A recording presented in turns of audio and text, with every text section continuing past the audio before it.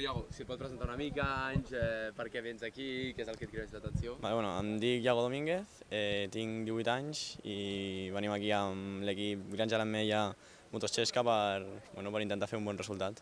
És la teva primera participació aquí? No, aquesta serà la tercera. La primera fa 2 anys vaig córrer i vam guanyar sub-20. L'any passat vam fer quarts i aquest any anem a millorar el resultat. Clar, tu ets campió de Catalunya d'Enduro, campió del Campionat d'Espanya d'Enduro, vull dir, és un bon palmarès. Què és el que més et crida l'atenció també de fer les 24 hores aquí a Lliçà d'Amunt?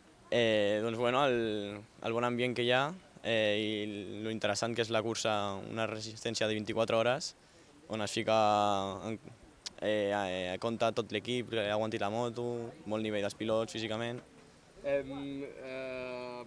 L'any passat no vau aconseguir la victòria, va ser, és que aquest any hi ha com una mica la batalla, no? Entre el 43 i el 87, els dos equips en teoria favorits. Esteu per guanyar? Creus que podeu ser uns candidats a la victòria? Sí, aquest any portem molt bon equip tant com de pilots com de moto i acompanyants i tal, i jo crec que sí que estem ben preparats per lluitar per la victòria. Moltes gràcies, Iago, que vagi molt bé, gràcies.